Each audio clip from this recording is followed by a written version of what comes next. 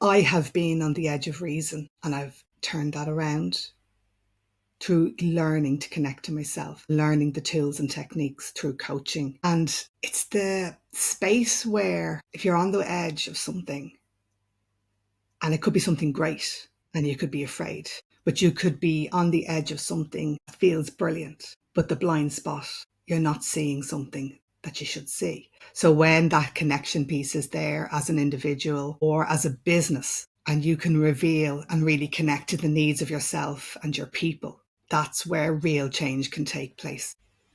Hi, Andrea. Thank you so much for joining me today. Hi, James. Thanks for having me. It's great to be here. Absolutely. Yeah, really looking forward to it. It's a pleasure to have you on the show. We're going to dive straight in with the first question, which is, as always, Andrea, what's important to you? Yeah, it really is a hard question, isn't it? You know, I was thinking about that when you sent it to me, and I was like, there's so many things that are Sure. important to me. And one word came into my mind, and it's connection. Mm, And it's connection for, I suppose, it's layered amount of reasons. Um, but if I personally don't feel truly connected to the people around me or the work that I'm doing, then I don't feel connected to life.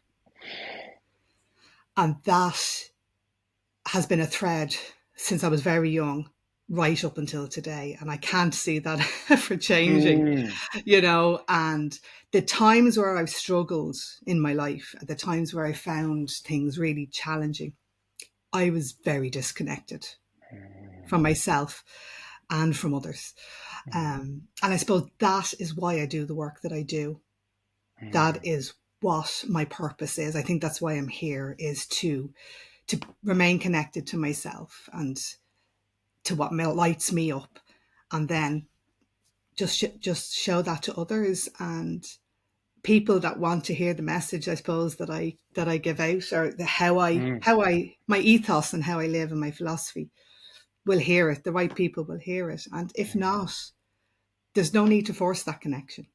Yes, yes, You yeah. know. So much in that. It's a great word, and but I love to say the layer below that you went into it because, in a sense of to highlight that importance to you, because it's not just in sense of, as you say, there is a connection between other people. You know, obviously that sort of immediate connection we think, but you said a connection to yourself, but you said it yourself. If you don't feel connected, you don't feel connected to life, and that so it's that profound. Do you know what I mean? So it's a really powerful word for yourself to as it is it like an anchor as well? Is it something that's sort of like, is it an anchor? Is it a guide, something that holds you in place and then moves you forward as well? Yeah, yeah. I definitely think it is, James. That's a really nice word to use, an anchor.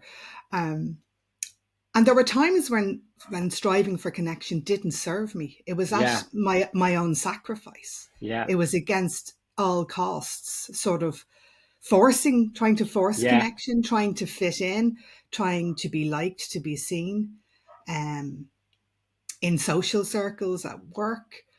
And I just didn't belong in those places. Mm. Yeah, that's a So, no, I just want to say it's a really important piece to highlight as well, actually, I think, because I actually was chatting about this the other day. I did a video in a sense of like knowing what you want.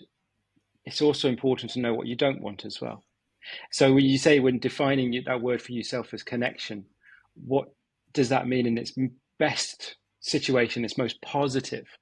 But there's also the other side of that coin, as you say, when you're trying to force the connection, because you can almost think, but connection's so important to me. I have to be connected to quote unquote everyone or connected to everything. But as you just said there, there's those times where it's the wrong connection or it's in the connection in the wrong way.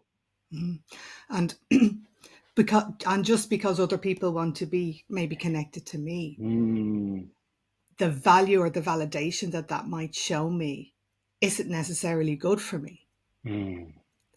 but it's nice to have, right?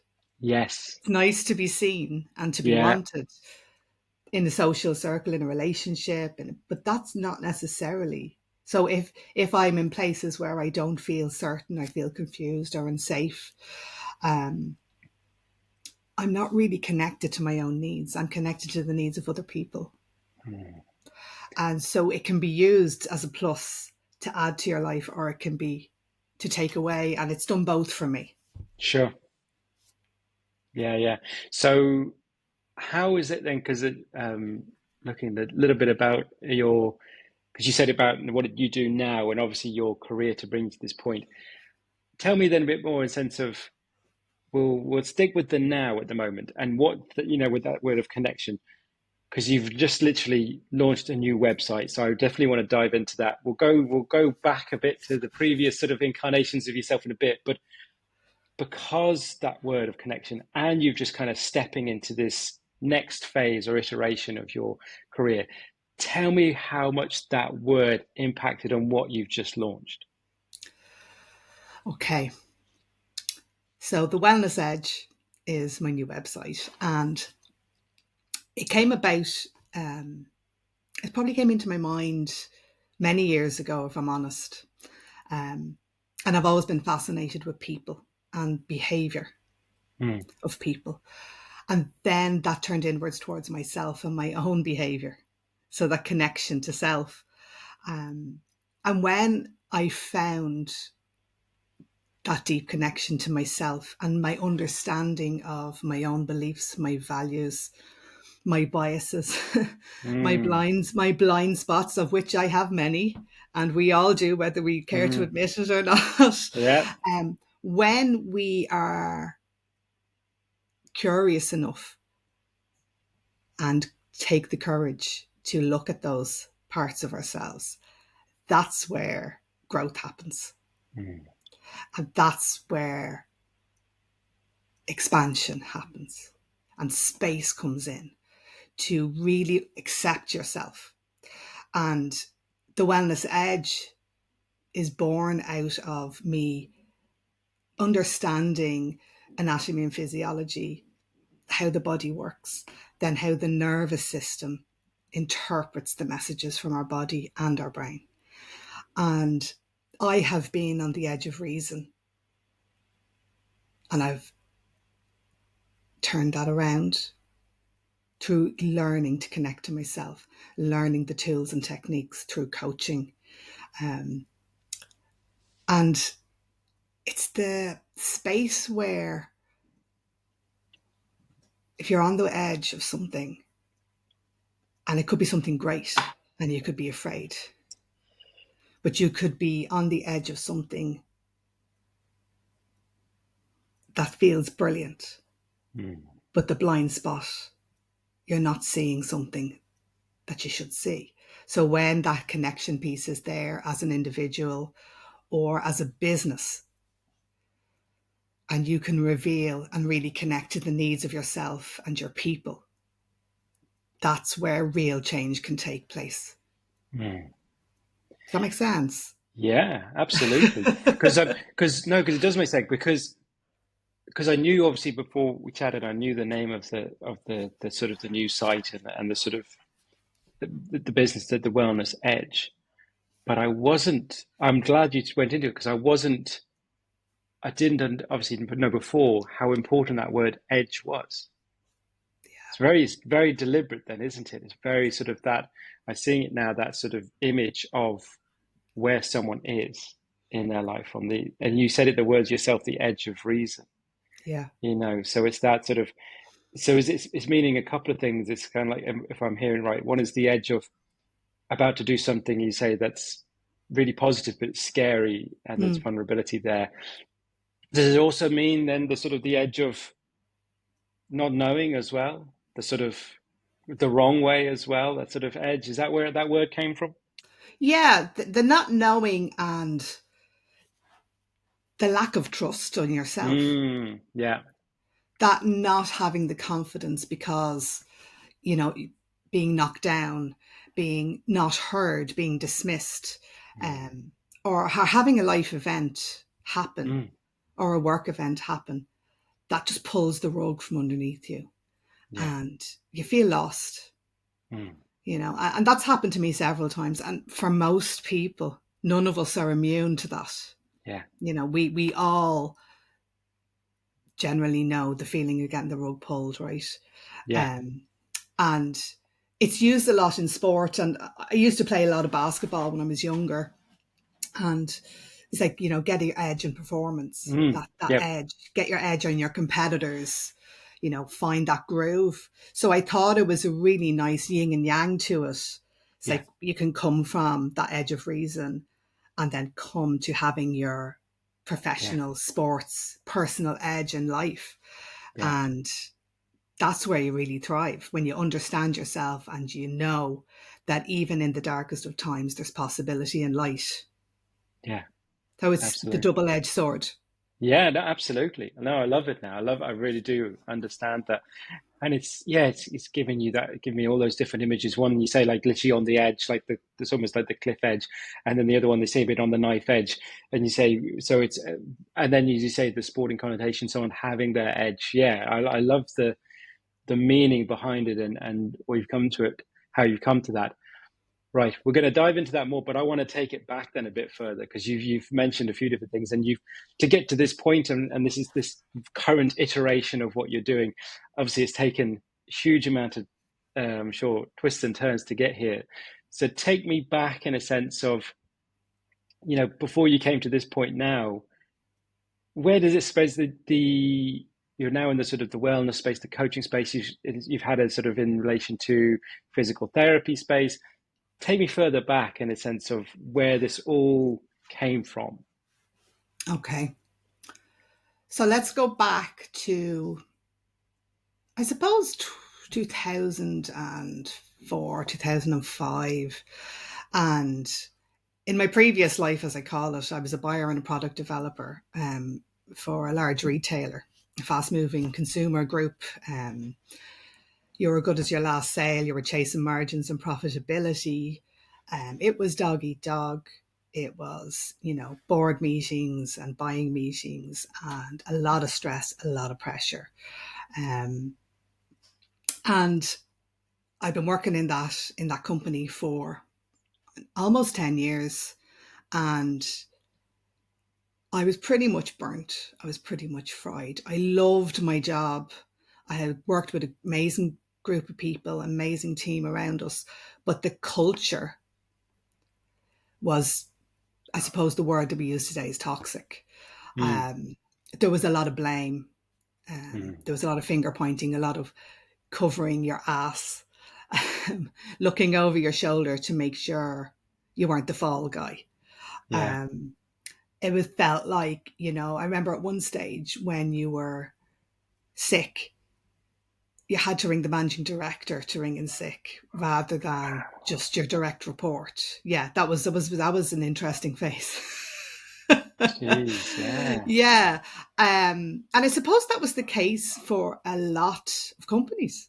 mm, I mean, historically, that's the sort of authoritarian, mm, autocratic, top down leadership. Um, and for me and for my sense of being and my nervous system and the way I'm wired, I pretty much was in fight and flight mm, all of the time. All of the time. Loved my job, loved buying product, loved developing ranges, picking fabrics, colours, travelling to the Far East, China, Singapore, Bangladesh, negotiating prices. Loved all that, loved the buzz of it. But it was the politics and the culture. mm, But at the time, right, I didn't understand or have the language to describe what that was. yeah, Um, and I decided in 2009 to jump. My mother passed away in 2005, quite suddenly, and it was quite traumatic. And something in me shifted then, mm, and I was like, "What am I doing? yeah, What am I doing?" Um, I used to drive to work. It used to take 4 hours, 4.5 hours of a commute every day. Return commute, 4.5 hours. yeah, yeah, yeah, And it got to the stage that I used to cry on the way to work. And I used to have a knot in my stomach driving. mm, And I used to cry on the way home. because of the stress levels, my stress levels. And it was twofold. There was stuff going on within the business that wasn't aligned with who I was, but there was also stuff going on inside of me that I didn't recognize and was disconnected from. There was the grief of my mother. There was, unmanaged stress. There was a lack of self-care. So it was twofold. And I thought, either I make a break now or this is going to break me. And I pretty much burnt out. I remember having one conversation with my managing director, and it's so vivid. I can actually feel the hairs in the back of my neck standing up. And really fair guy. I got on really well with him on a one-to-one. And I remember having to go into him, and my attention to detail had slipped, and my department had made a mistake that had cost like thousands and thousands and thousands of euros. And the issue was, again, I took full responsibility as head of my department. My attention to detail had slipped because of my stress, but I didn't care to admit that to him. My attention to detail had slipped, and I was taking full responsibility for it. But the system that supported, the database that supported the numbers around ordering certain product was wrong, and it let us down. But yet that was also my fault. Yeah. Even though that had been designed by another department who had trained the person who was using it up on, So, but as the head of the department, my responsibility, right? But I remember having to go in and explain, this is what's happened. This is the plan to resolve it. So I had the issue, I had the plan to resolve it. So there was action and there was a strategy and a structure.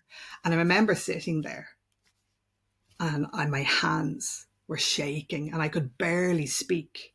And he could see it, he could see that. And he actually responded with kindness and understanding and, recognized that I was correcting it and we were moving forward. And when I left and went into the bathroom,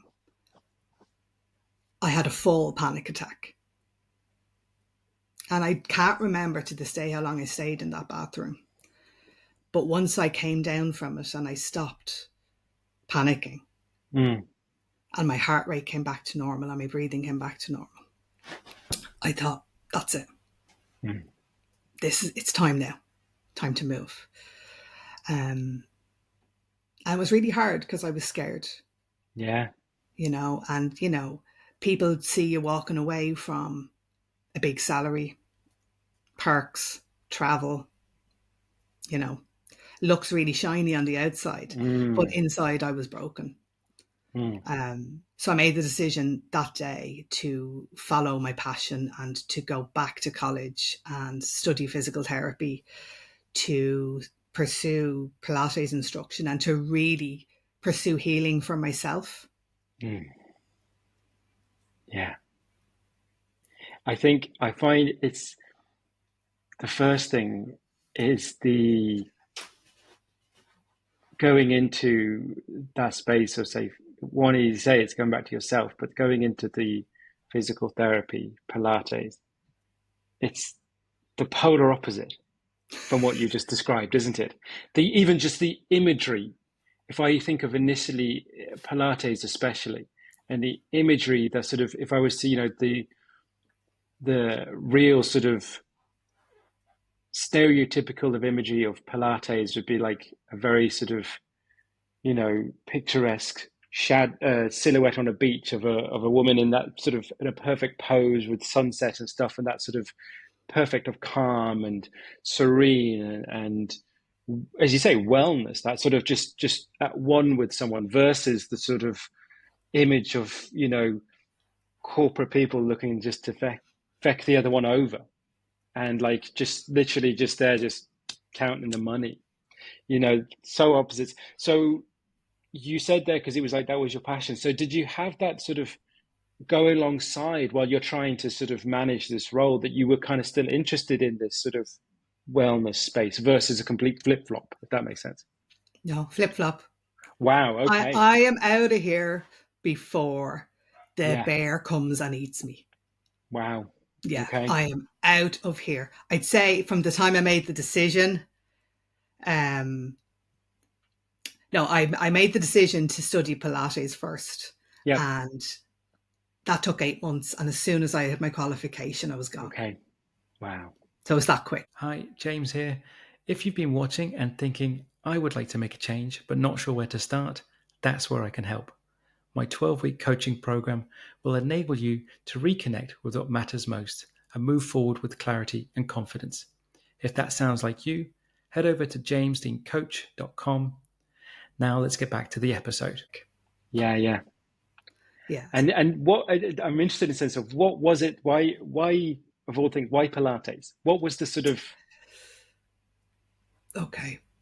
So I had had a car accident on the Oh, way to God bless. work. On the way to work, I had a really bad whiplash injury on the M50. And that was in 2003. And I had really bad back pain, neck pain, which I put down to the car accident, because I had a whiplash injury. However, I recognized afterwards that there was a lot of stress and emotional distress involved in the pain I was experiencing. But I took up Pilates as part of my rehab. Gotcha.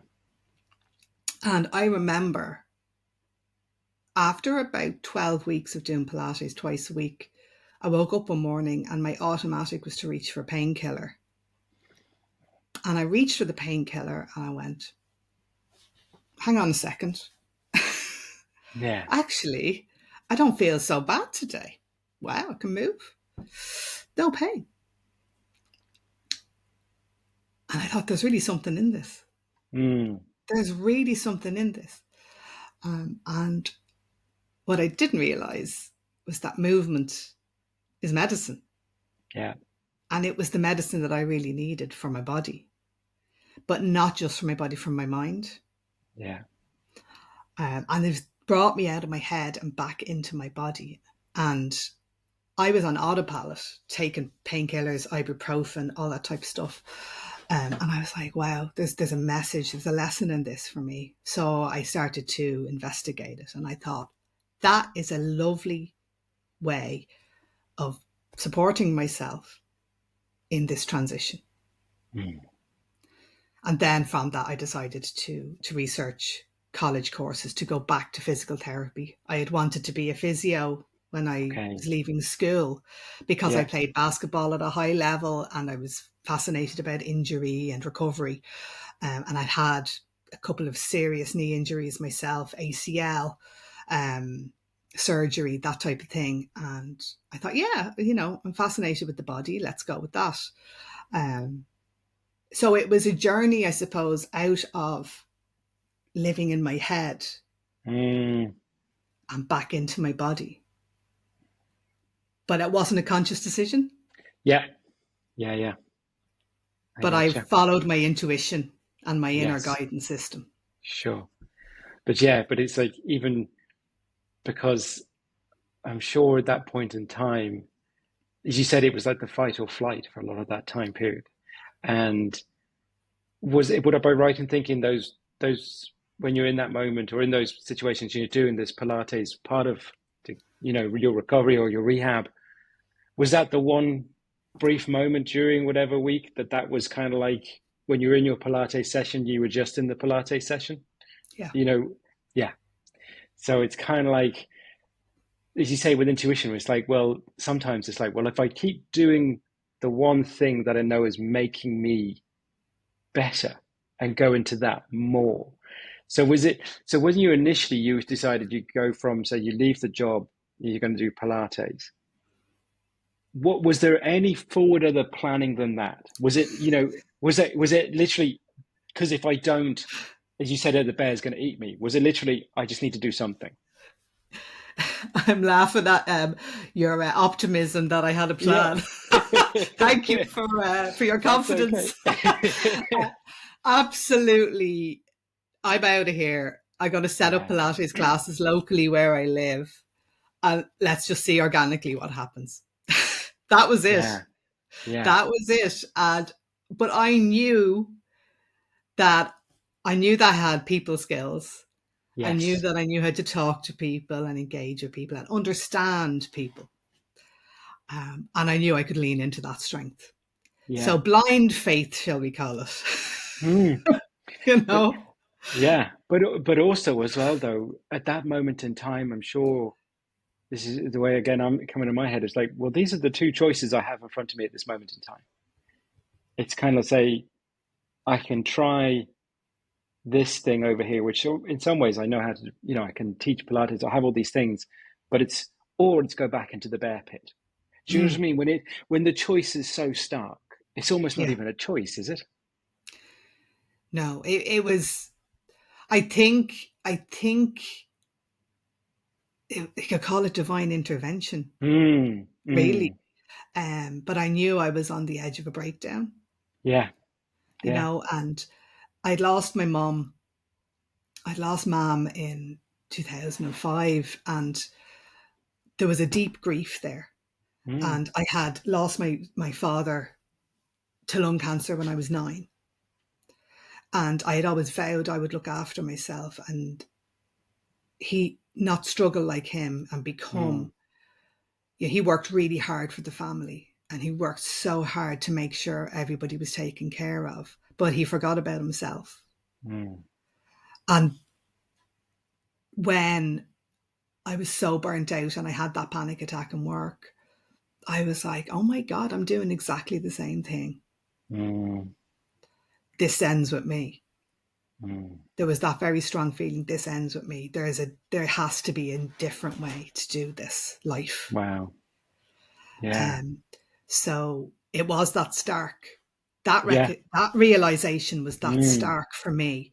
But the how, Yeah. Yeah. the Yeah. how was like the blind leading the blind, really. Yeah. Yeah. I'm honest. No, love it.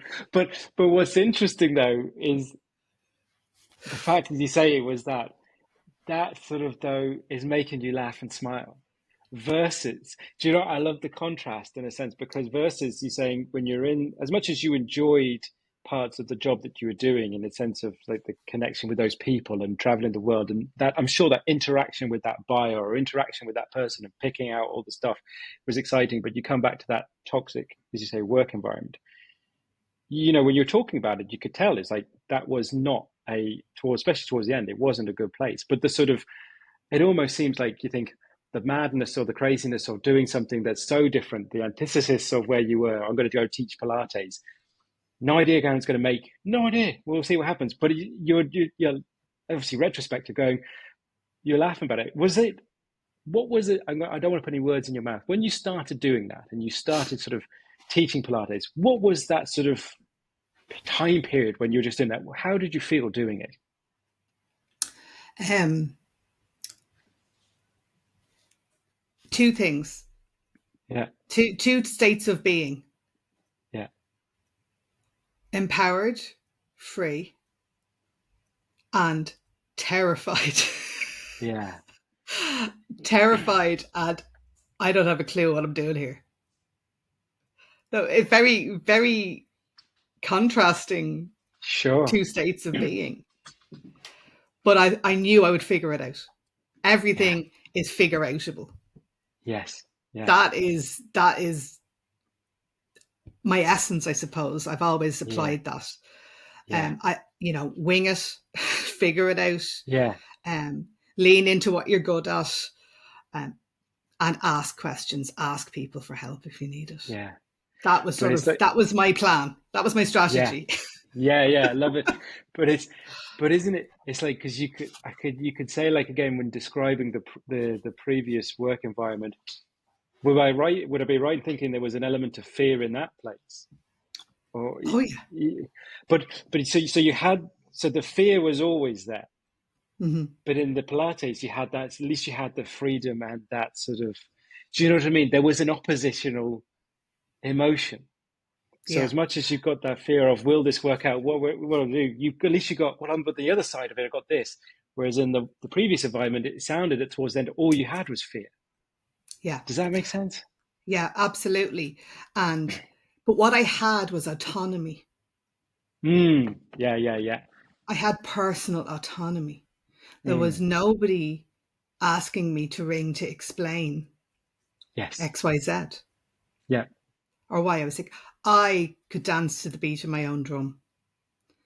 And that was the piece that was so powerful for me. It was like, oh my God, I get to decide how I work, how I live, when I work, where I work, who I work with. You know, Yeah. and in one way, part of me ran away Yeah. from everything. And in another way, I ran towards myself. Oh. And I found a tribe of people through making that decision, Yeah. however shaky the strategy was. Yeah. Yeah. or not present the strategy was. I found my people and I found myself. Yeah. And that gave me the courage then to step forward and go to college to do the physical therapy, to learn about the anatomy and physiology, and to set up a clinic and help others through injury and pain. And then that has organically become coaching. Yeah. Yeah. And that's what I love you taking us through it there, because as you said, going in almost, as you said, there wasn't a grand plan. There wasn't, oh, this is, I'm going to be in business for the next 20 years and this is how it's going to turn out, or setting forward of like, it was just that stark choice of what you needed or wanted to do at that moment to try and find yourself in some ways again, and then see what happens from there. And then say the iterating on top, and changing it. So, because you then did the physical therapy for quite a number of years. Am I right in saying that? Yeah. And I still am doing a couple of Yeah. days a week. But I set up the clinic and I got in with a local running club and I said, this is me. You know, I set up the business from my house. I set up my gorgeous room and I said, you know, I'm offering treatments. And I said, you know, maybe a little discount for your athletes. And it built from there. And then I got to the point about 3 years later where I was so busy, it was time to move and find premises, you know. And we are 15 years in now. Wow. And everything shut down over COVID. Yes. And made me rethink. You know, I was dealing with people from runners to rugby players to footballers to people who go to the gym, to then it turned into people with fibromyalgia, people with MS, complications after surgery, stress at work, coming for repetitive injury, neck pain, back pain. And I started to see this pattern emerging of not just physical pain, but emotional load and mental load, and that connection between the brain and the body, and that deeper understanding of the nervous system and how that affects and dictates our behaviors and how we stay in fight and flight and how we come into ventral vagal, which is, you know, total presence, calm, connection with the world, our problem solving self, that, you know, executive function is we can think clearly. So I started to see those patterns no matter what pace of life people were at. And I decided to do the coaching then and qualify as a coach over COVID because I had to close shop. Everything was online. And I thought, right, that word pivot, everybody was pivoting like Tasmanian devils. I took my classes online. I learned new skills through that, and I thought, okay, I'm starting to evolve here. What's next? Yeah. But I love the fact as well, though, that that was in some ways a forced acceleration of moving into that space because of COVID and the pandemic. But it's also was based, you deciding to move into that space of coaching and understanding was on the basis of the information you were getting, which was the people that you were helping to treat. And it's you were informed in some ways by the people that you were working with of what's the next step, what's the next stage, and that and that sort of next move on from, as you say, the person that comes in with almost a sport injury, and they're kind of like, well, actually, I'm fine. I just need the injury mended so I can get back running or playing or whatever. And that, like, the person that's coming to you, this is the question I'm interested in, could you tell if it, with the person after working with them, was it more physical, emotional, mental? Could you kind of tell when you were working with them, or is it something that they would open up to you? It was both, if I'm Okay. honest, James. It was Yeah. both. Some people are very forthcoming. Yeah. You wouldn't Yeah. believe how forthcoming people are. You know, I 100%. mean, the therapy room, even a physical therapy room, can be like a confession box, you know. Yeah. Yeah. Sure. When people feel comfortable and safe, they'll open up, you know. Yes. And with others, you have to be curious. Yeah. You have to be curious and gentle and just explore and ask open questions and Yeah. say, well, tell me more about that. And, you know, and people had injuries or trauma in their life that they had forgotten about. Yes. That wouldn't come up till the second or third session. And then I'd be able to customize the treatment to say, well, we need to, or this is outside my scope of practice, I need to refer you on, which I'm very much about staying within my scope of practice, staying within my accreditation, staying within all of that. And my ultimate goal is to help that person move forward. So if I'm not the right person for that, I'll refer out. And people appreciate that honesty. People appreciate that you're not just bringing them back week after week. But it was very much organic, again, that word. Yeah.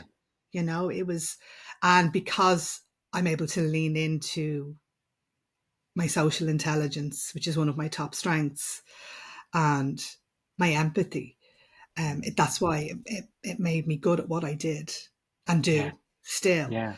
And I suppose people are drawn to that. Yeah, absolutely. So, no, thanks for going through all those sort of like career changes. The question I'm going to ask now, actually, before I move back into what you're doing right now, is you sort of went out to sort of work for yourself or become yourself, that autonomy piece of being for yourself, as you said, very much without any sort of real plan or strategy. So I'm interested in that regard then, because you weren't going into, I have lots of people on the show who go like, oh no, I wanted to set up my own business, kind of like myself. And you're almost thinking about it the whole time and you're kind of trying to plan it out. Yours was very much, well, I'm just doing it. We'll see what happens. What do you think then have been your sort of biggest lessons of trying to work for yourself over the years? The biggest lessons were, you need a plan. Honest, you actually need a plan. You do need the plan.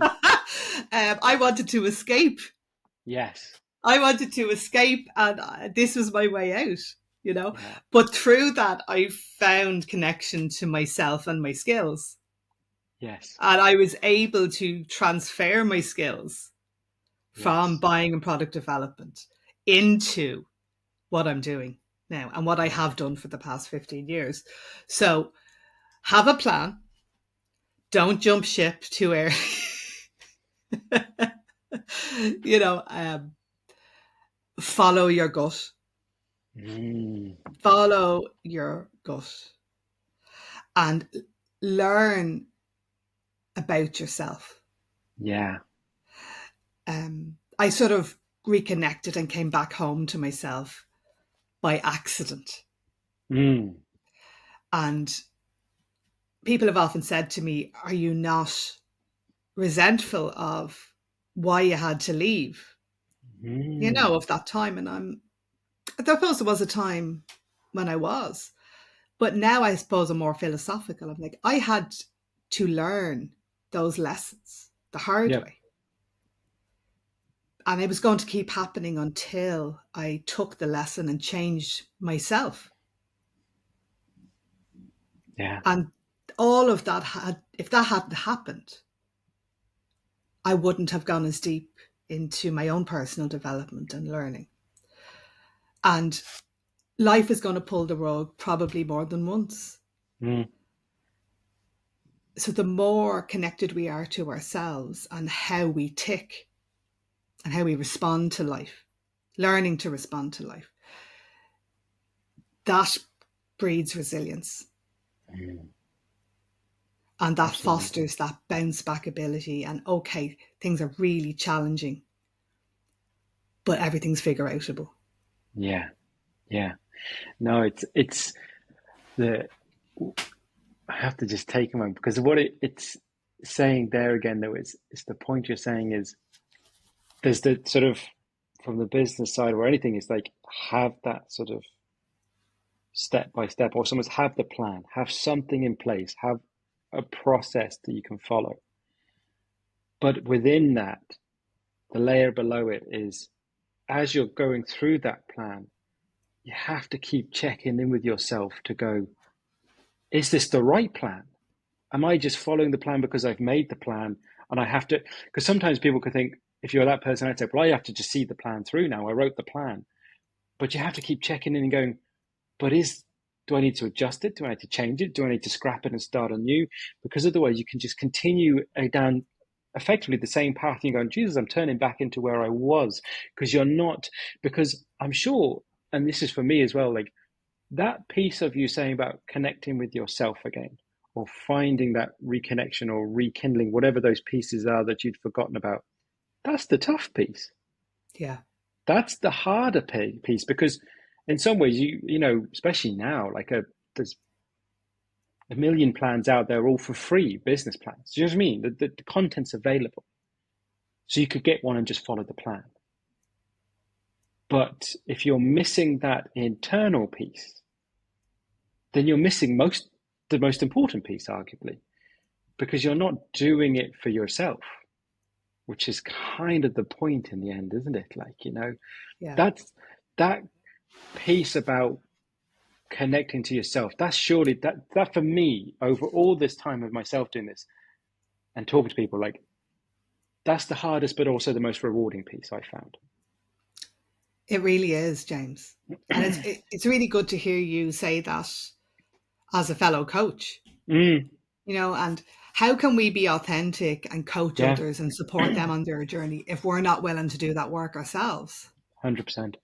And to see ourselves in all our light and dark. Yeah. You know, Absolutely. and one of the other major turning points for me, a very difficult time, was we had a fabulous boy called Jack in 2010. And just at the back end of senior infants, he had really struggled in primary school. He found it very challenging, very difficult to be in a classroom. And he received a diagnosis of autism. And that was that moment again where I felt the bear. That bear was lying on top of me, pushing me down into the ground, and I could not breathe. And I said, here we are again. Yeah. Here we are again. This is a very familiar feeling. Number one, I need help to figure this out. And number two, we don't know how to do it yet. Yeah. Those two pieces. So I responded quicker to that. And through my son learning about his needs and connecting into him and to his world, I learned a huge amount about my own self and how I reacted and overreacted to a lot of things. And that's when I went to study the nervous system because of him. Yeah, interesting. And through that, I understood my own.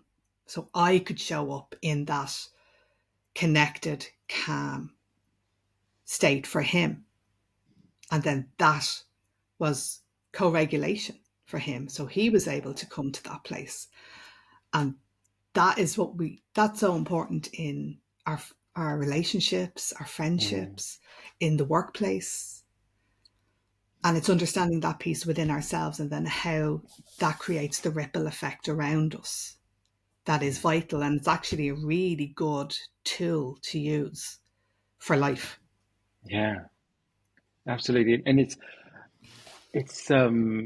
there's the theme of like coming out through the conversation of a lot of the times where the things that you've then gone on to look into and study is because of circumstance in some ways, because of changing in life, because of things that have presented yourself to sort of to then take that step into, because sometimes we can, when things happen, we can often feel that we're helpless and sort of just, oh, that's just happening, versus sort of, well, actually, what can I know more about this that will enable me to, as you say, use that word connection again, or to show up in a better way.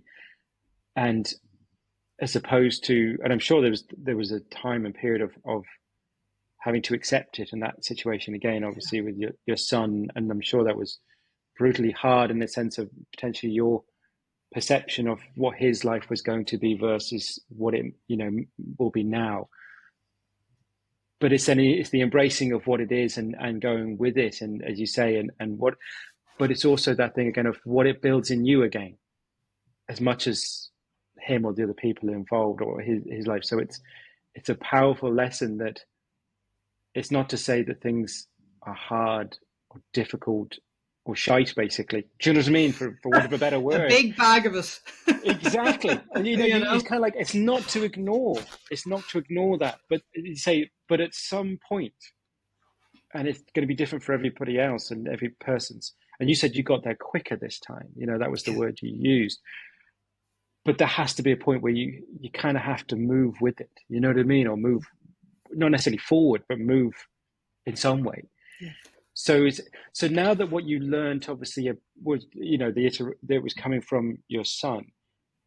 So that's then pulled now into what you do as well now, as part of, it's because of the point where we started in this culmination of now, I want to bring it back to sort of the wellness edge. You've got all of this experience, all of this knowledge.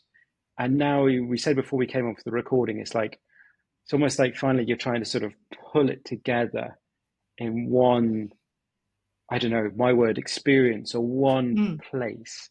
Yeah. So was that, because you said you've been thinking about this whole thing for a couple of years, was that the intention? Was it, I just want it all together? Yeah, it definitely is the intention, and it is a strategy now. Yes. Okay, so the journey has been, we'll figure this out. Let's jump ship. And now it is very intentional, very planned, very strategic. And that's what the Wellness Edge is about. The imagery that I use in my logo is actually, when a dandelion goes to seed and you blow and the seeds are flying all over the place. Yes. I remember sitting with my son trying to figure out the next best step on the beach. I'm feeling very lost and blowing them with him to teach him how to breathe calmly. And that was in my mind for the Wellness Edge, because all the parts of our lives and our well-being and our work and our relationships can always feel like they're just blowing all over the place. And that's what the Wellness Edge is about. It's about creating that edge, that line in the sand saying, right, something needs to change. What is it? And the Wellness Edge is about people. It's about culture.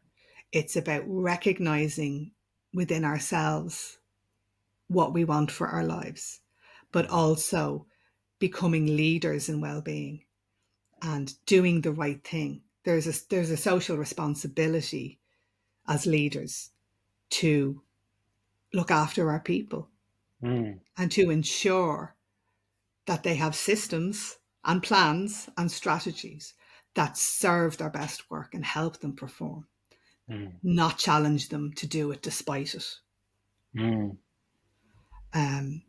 So it's very intentional.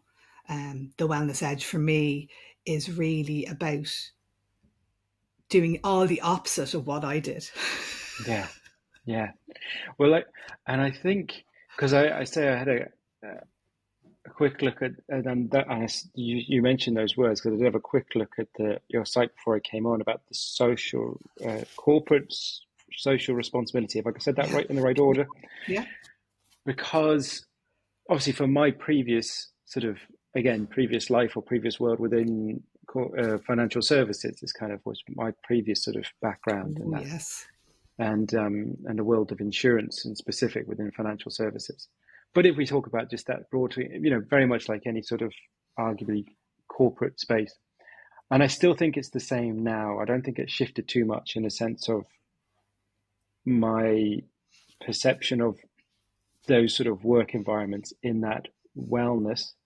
I seen it was a while ago. A post someone's wrote, the term of like sports washing, like it's like wellness washing.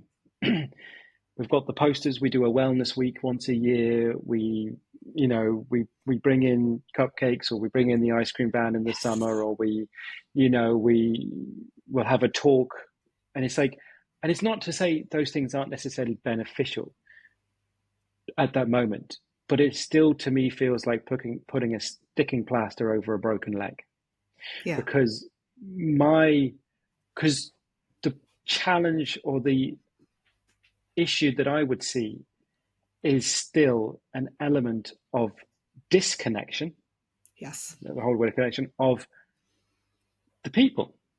How well does a team lead or a manager know their people? How often are you having a conversation that isn't about KPIs or results, so that there is that responsibility? I think I absolutely agree, because otherwise we're just going to continue to end up with people in a situation like you were in, but they might not get out, or something worse will happen, or something, you know what I mean, that it'll be a sickness that they, so I there's so much more in that space, I think. Huge. And it's wellness and well-being strategy is not just a nice to have, it's essential. If you want your business to be well, you need a wellness strategy. And it's not ad hoc and organic. It is, let's look at 3-year plan. Get leadership to buy in. Okay, do we need role models? Who are those role models going to be? Wellness champions. What do our people want? What do they need? Yeah. Those are the important questions. Yeah. But I think, and I think you're right. And I think it's the other side of it, I'd say the intention side of it. But I think it's also that thing of you see it in certain places. I think you do see it. I see it more and more, that to me, there's an element of where I think it's lacking is having someone, whether it be an external person or whether it be an internal person, that is their role. That it's not a voluntary type thing. It's not an extracurricular type thing. It's not as you say, a nice to have type thing within the workplace. Because more often than not, if the money starts to kind of get a little bit squeaky bum time type thing, it's the first thing that goes. Because it's like it was just a thing that people did on their lunchtime, or thing they did over here. Actually, we'll just cut the program. It's like it's the easiest thing to cut, isn't it?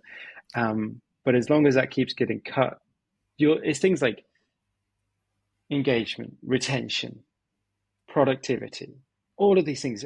Yourself that the science or the behind people who are in a good position, the plus side of all of those things that businesses need, it's pretty much irrefutable at this stage, I would say.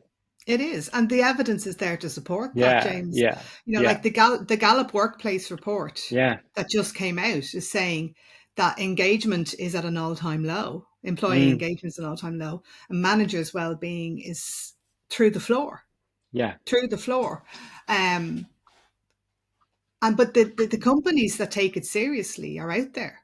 I mean, if you look at IBEC have reported the top 100 companies with wellbeing initiatives. And if you look at those companies, you can see the big ones like Bord Gáis, all the banks, ESB. But there's a lot of smaller companies in there who are taking this seriously. And they have really comprehensive employee engagement, communication systems in place. They have initiatives that run throughout the year. But they have social engagement, connection, comes back into the connection piece. Yes. And there are companies that are taking this seriously, and there's legislation coming down the line for this. There is legislation coming. The World Health Organization have recognized that needs to happen. And the World Health Organization says it's the right thing to do. Yeah. I think as well, there's going to be a generational tipping point as well, I think, where there is going to be an expectation from, so, if you're a person who's maybe going for employment and you've maybe got options, there's obviously going to be factors that maybe take into place: the role, the company, the remuneration, location, all those sorts of logistical things. But if you've got two sort of roles presented for you that you can go for either one, if you're fortunate enough to be in that position, that's going to be a part of your decision making. I think it's going to be part of, to the point where it's like, okay, I might potentially get less money over here, but look at all these things they're going to do for me as an individual. So I think it could become a differentiating factor in someone even choosing where they work as well at some point.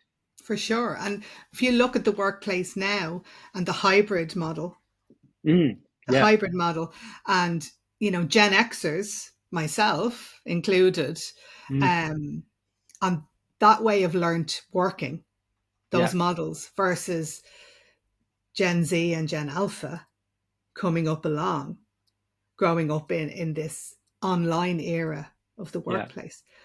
They won't accept the workplace that I came out of. No.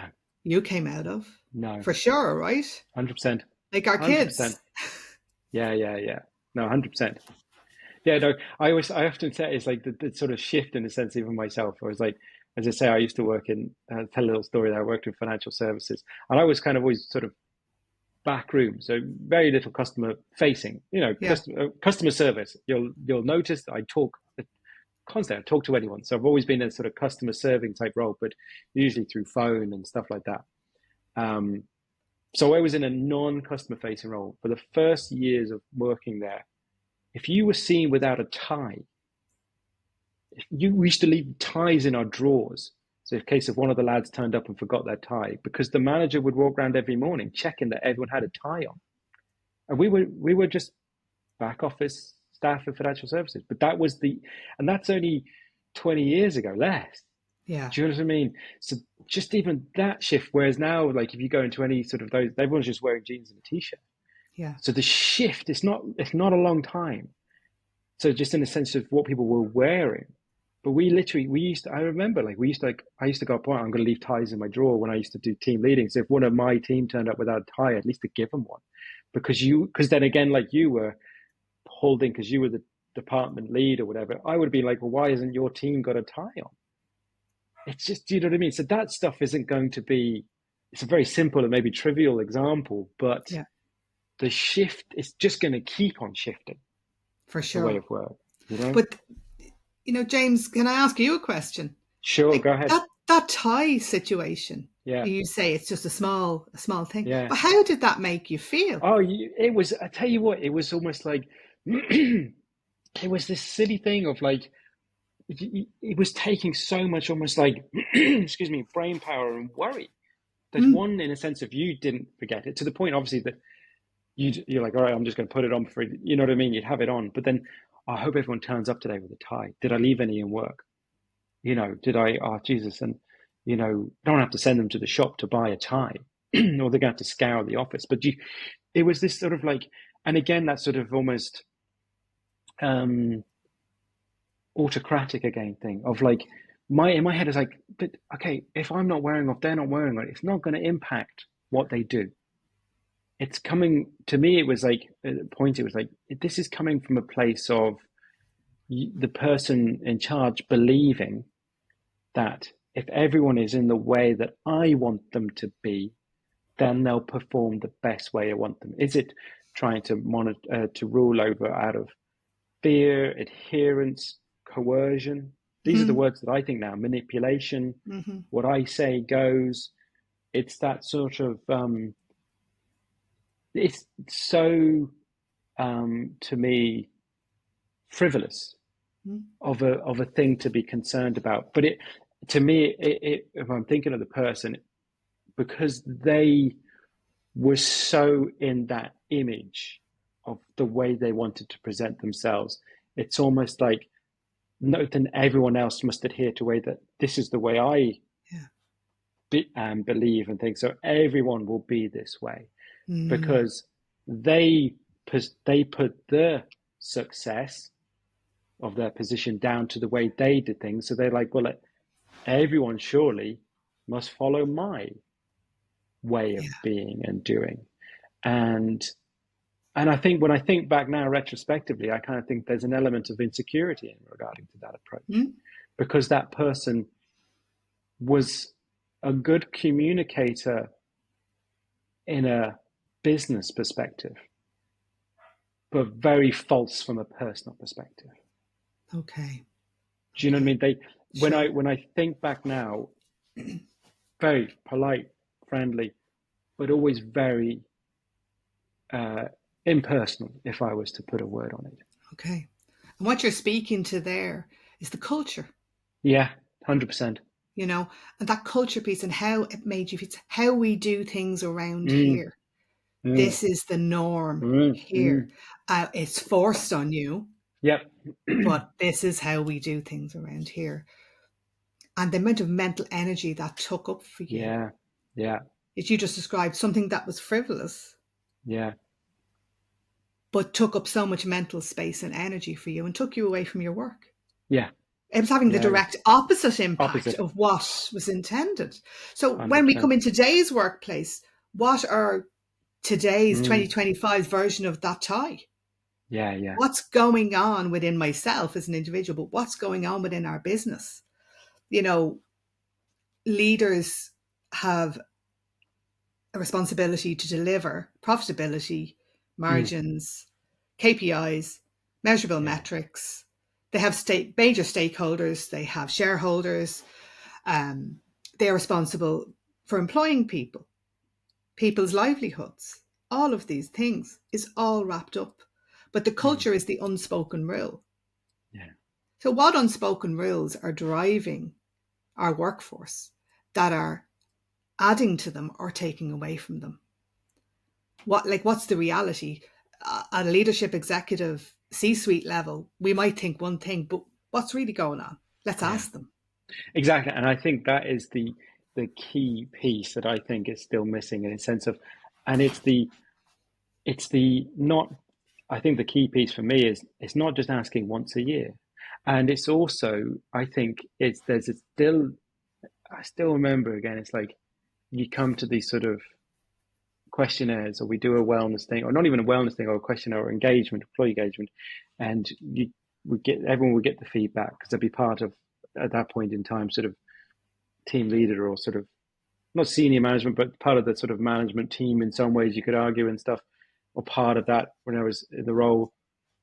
And you get all the feedback from staff and stuff, and then it was like, oh, these are the things that the staff have raised, whatever. But you'd be directed to say, okay, we have to look at these, but there's no budget. We can't change anything. So you kind of like, so you basically, right, how do we essentially rehash, or what are the things that we can say? You know what I mean? There was still this sort of top-down resistance. And I still remember now in some ways, like, because this is when I was starting to get into coaching as well at this point in time. So I was on getting close to that edge that you were talking about earlier, when I was realizing that I'm starting to do this, the butting of the head of the machine that I was in. And I was like, because I started to learn about myself more. I started to learn what I was important to me, and you know, coaching, psychology, people's well-being, or just understanding. So I was like, but when I was saying these things, I was like, and I remember someone in that meeting saying, oh, well, they should just be thankful they have a job. And I was like, wow, that's where we're still at. So I was like, we've all come into this meeting pretending. Why are we even in this meeting? There's nothing we're allowed to do. We can't change anything. We've not got any budget to change anything. Yeah. We can't change literally anything. We've come in here to try and basically bullshit our way out of this. Yeah. And that's where I was like, again, one of those moments, like, nah. Because I know the other side. I know too much now. I've looked behind the curtain of what really is about people. So what we're doing in this space now is just nonsense. Yeah. And disconnection. 100%. There's a disconnect. So I have this, I bring it into some of my talks and mind the gap Yeah. Yeah. at the tube station, Mm. in the London Underground. Yeah. The message is mind the gap. So as your employees are getting off their platform onto that train at work, how many are falling through that gap? What are we missing? Yeah.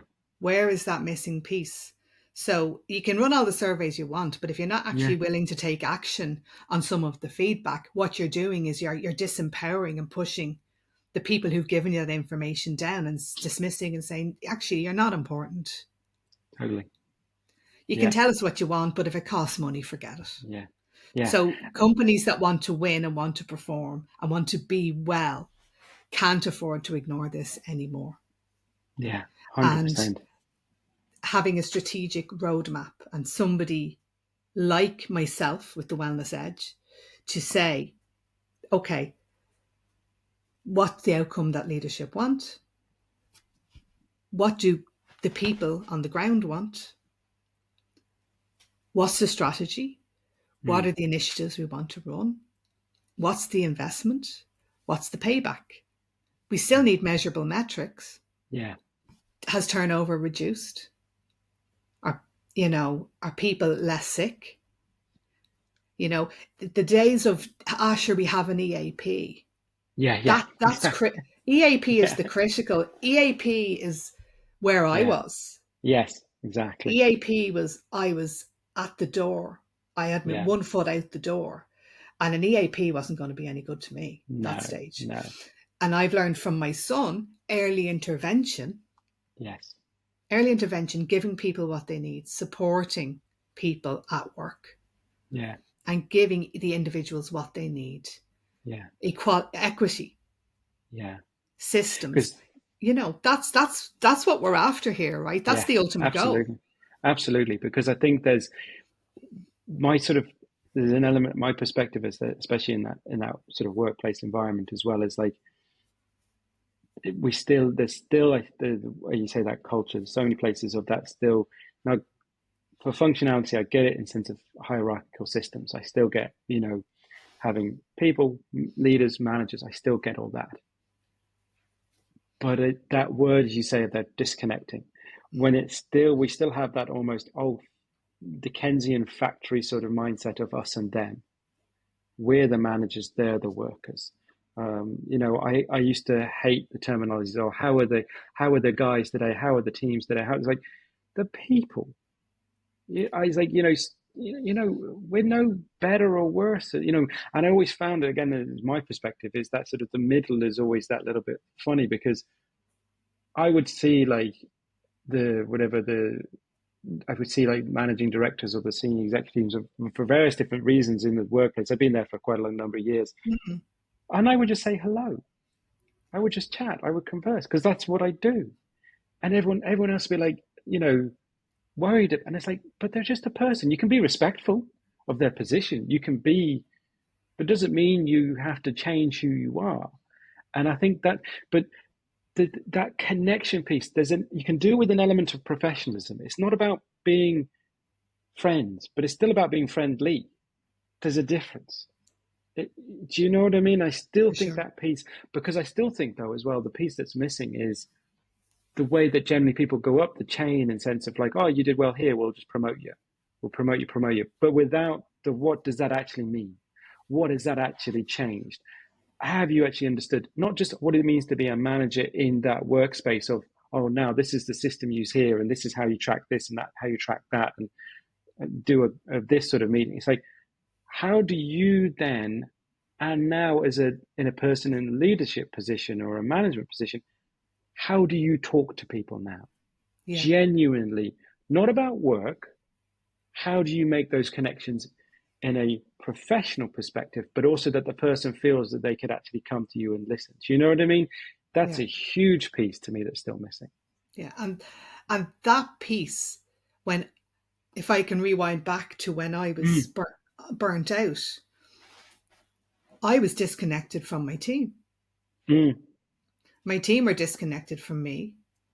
Yeah. There was this air of fear all of the time.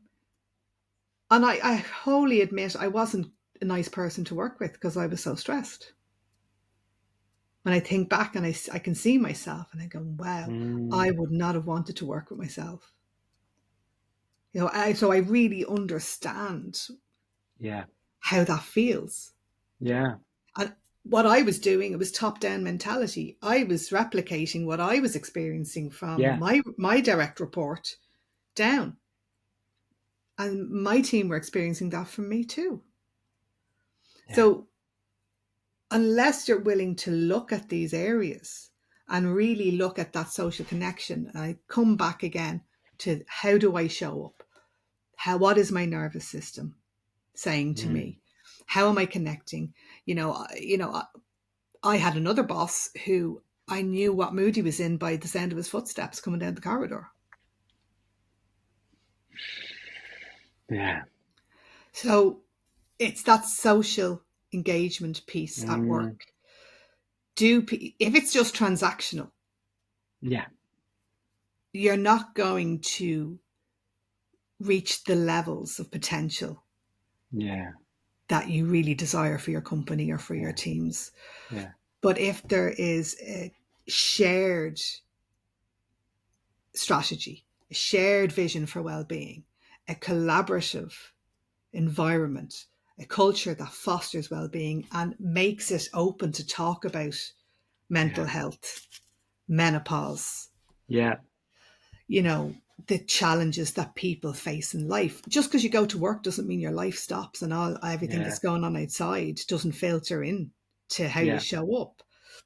Real life stuff can't dominate the workplace, but surely we can create an understanding and empathetic place. And if someone is feeling the load, that, how do we share that? Yeah. How is that flexible? So that's Yeah. what well-being at work is Yeah. about. Yeah. Yeah. And that's where you're now. So is that when you say, like, with going back to the wellness edge, is that one part of what it is in sense of cooperation, or is that the sort of main focus for yourself? Is it, or is it across the board? Well, I suppose the focus really is, I want to bring wellness to the workplace. Yeah. It's about health promotion. It's about Mm. fostering a culture of well-being at work. And it's about helping to guide businesses through that process, building a Mm. roadmap, building a strategy. But also individual coaching too will be Yeah. alongside that. Um, I love coaching individuals. I Yeah. really do. And, I've been coaching now since COVID, and, that one-to-one connection that you have in that space, and you can see transformation happen when people really have that aha moment, is just gold for me. Yeah. And, it plugs me into my social engagement and my sense of purpose and my connection to the world and to myself. But I have this need to bring my experience Yeah. and my experiences and my lived Yeah. experience to people and say early intervention is needed. And maybe through my work, I can be that person that I needed Yes. way back then. Yeah. And if I make a Absolutely. difference to one person, isn't that amazing? Yeah. Absolutely. That is legacy, I suppose, Yeah. Yeah. but really it's about, I can't not do this, if Yep. you know what I mean. I Yeah. have to push this forward, and I really want leaders to understand that compassionate and empathetic leadership is actually the way forward. Yeah. Absolutely. No, I would echo it, and I think the more is absolutely better in that space. And no, I think from your own sort of, one, you say your own experiences, and then the education you've got yourself, and the way you've worked. No, it sounds. And I'm so delighted. Obviously, you said it's been a couple of years in the sort of in the making that you launched it. Now it does sound very, very exciting space for yourself to be moving into. Um, and yeah, and this is why I love doing the show, because I never know where the conversation's going to go, and it really is. I think it's such an important area.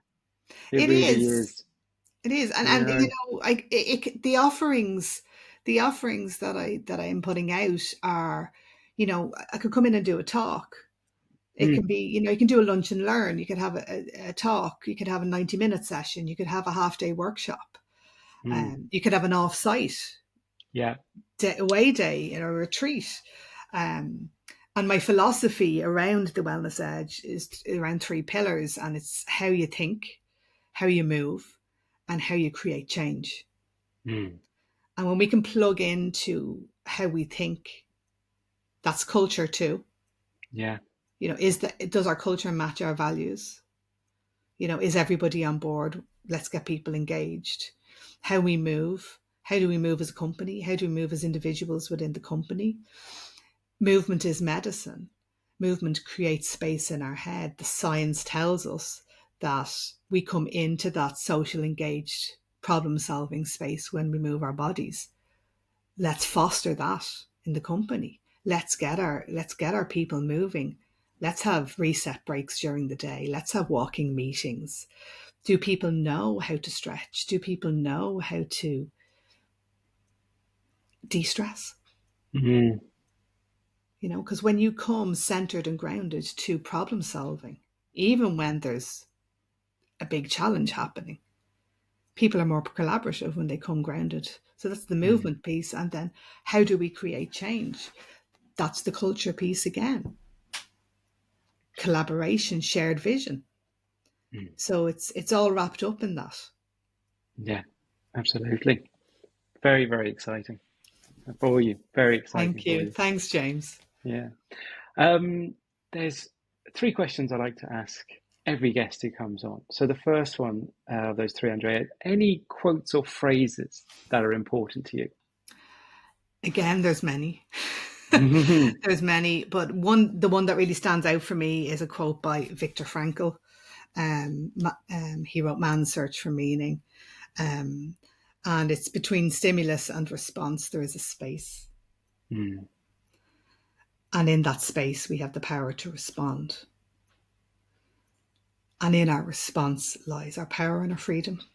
mm, And for me, that really resonates because in that space is where I come back to connection. yeah, Now very powerful. that's Yeah, and even just saying it, I can feel it in my body. yeah, It's yeah, that space. And if you connect back to yourself, it's the difference between reacting and responding to life. yeah, absolutely. No, because it makes perfect sense, that one for yourself, because if you take the sort of the the position you were in before in that company, it was all pure reaction. Yeah. There was almost like that time had become so non-existent. There wasn't that sort of space in between, and then it's like being able to create that space for one thing, and then within the space realizing, well, what does that space actually mean? And as you say, it's a way to connect. Oh, love that one. Love it. Who have you been your biggest influences? I think the biggest standout is my mother, Yeah, my mom, Patty. Um, she lost my dad when she was only 55, yeah, and she had 8 kids. They had a wow, family of 8 children, and I was only 9, the youngest of 8. And I mean, my mother had never written a check yeah, when my dad passed away. She had to learn. He had some agency businesses, and she learned to take them on and to get into the financial side of things and doing the banking. She had no choice.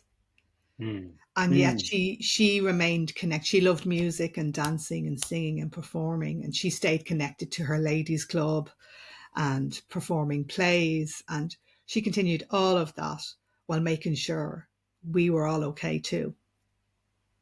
mm, And if that isn't a role model for life, mm, mm, and she even though she wanted me to take the safe route and not go to mm, college and do a secretarial course, she accepted my pushback and let me go to college and let me be who I was mm, and supported me. And she met me where I was on so many levels.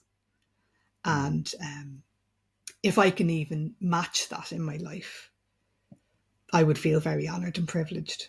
Very powerful.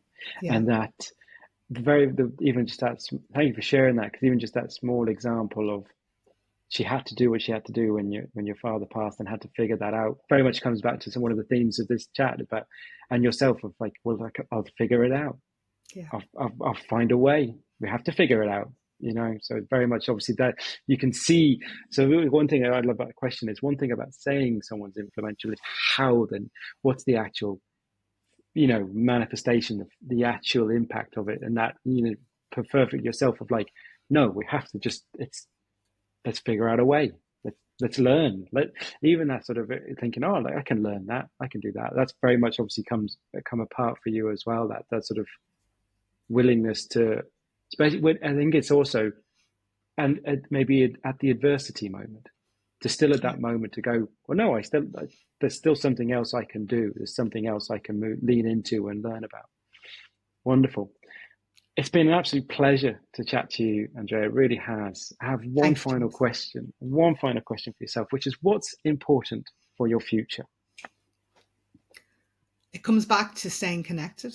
You probably knew I was going to say that. Yeah, absolutely. It comes back to that, and that is my compass. Yeah. That is my compass. That is my navigation tool. Yeah. If I feel connected and on track, and I stick with the plan, and I have an outline and a strategy, that connects me to my soul purpose. And if I'm left of center or right of center, my body will tell me. Yeah. So connection. Yeah. Now and forevermore. Yeah. No, love it. Absolutely love it. As I say, it has been an absolute pleasure. We've been trying to organize this for so long to try and chat to you, but we said it before the recording, serendipity, just as you're launching into something very, again, a next iteration of what you're doing, sounds so exciting, so needed, and I really do wish you all the best with this next piece you're going into. I want to make sure that as many people know about it and get involved and get support from yourself. So we will make sure any links are in the show notes. But if you want to give a shout out now where people can follow and connect with you online. So you can find me, Andrea O'Grady, on LinkedIn, and my labour of love, my new website, thewellnessedge.ie. 100%. As I say, those links will be in the notes, guys, but make sure you check it out. I mean, I think it's, so exciting, and it definitely get involved and follow what Andrea's doing. Once again, thank you so much for chatting to me today. Thanks so much for having me, James. I could talk to you all day. Loved it. Thanks so much. Take care. Thanks for listening to What's Important to You. If you enjoyed this episode, follow or subscribe wherever you get your podcasts. And if it resonated, share it with someone who might need it too. I'd love to hear your thoughts. Leave a comment or ask a question, and let's keep the conversation going. I'm James Dean, and I'll be back soon with another real conversation to help you reconnect with what truly matters. Until then, take care and stay curious.